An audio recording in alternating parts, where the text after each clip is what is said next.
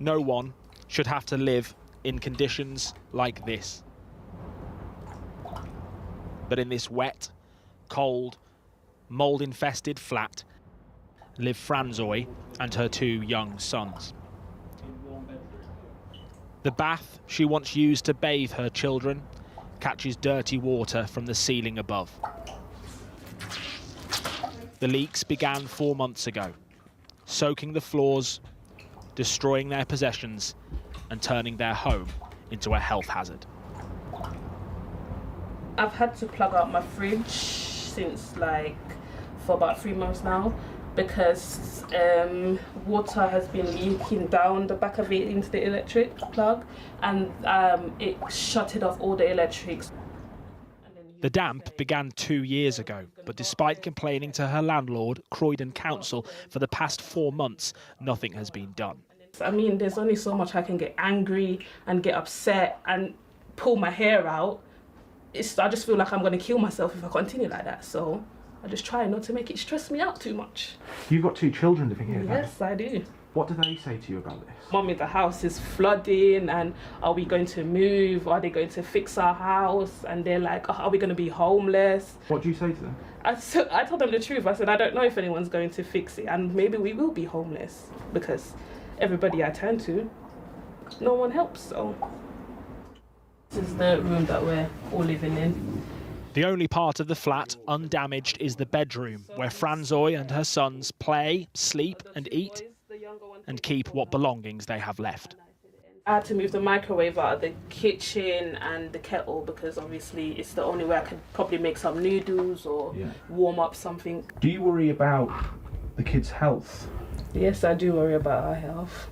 My youngest, I have to be using Vicks and vapor rubs at night because he can't breathe, because he's so stuffed up.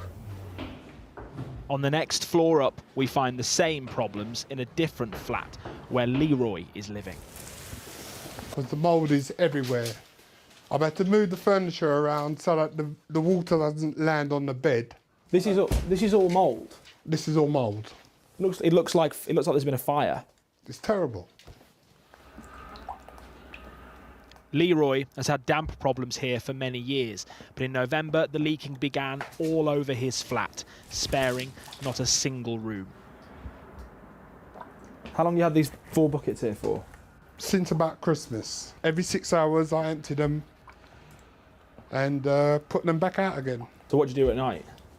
I'll go to bed about 12, wake up about 6, empty the buckets. Like Franzoy downstairs, Leroy feels ignored by Croydon Council. I had to keep on ringing the council over and over again to say, what are you doing about this leak in my flat? Eventually they said to me, there's no leak in your flat. They said there's no leak in this flat? They said there's no leak in this flat. Why do you think they're not listening to you?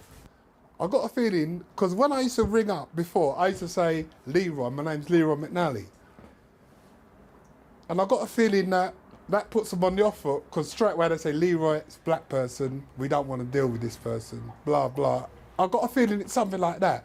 Eventually I started saying, my name's Mr. McNally. I wouldn't say Leroy. And I got a better response. So you got a better response when you didn't use your Christian name? When I didn't use my Christian name. And it's not just Leroy's flat or Franzoy's flat. We've spoken to several residents in this block who say they've experienced damp, mould, leaks and flooding in the time that they've lived here. To assess the potential danger of living in these flats, it's the wettest I've ever seen plasterboard. We invited an independent environmental hygienist to carry out an inspection. We've got a really, really high risk of electrocution here. Really? This is the sort of flat that I would have expected to see in a rundown area in the 1970s. We showed what we found in this South London tower block to the expert who led the review into building safety after the Grenfell fire. I don't think I've ever seen anything that bad. She told us that the culture of how people in tower blocks in Britain are treated isn't changing fast enough. When I talk to residents in the wake of Grenfell, when I talk to residents in other tower blocks as part of my review, one of the common complaints from residents was nobody listens to us. And that, I'm afraid, is typical. And that's one of the kind of fundamental cultural issues we've got to get over. But here, that feels like a losing battle. I feel just neglected. I just don't even feel like I'm human. Like, And just how many others across Britain are tonight still being ignored.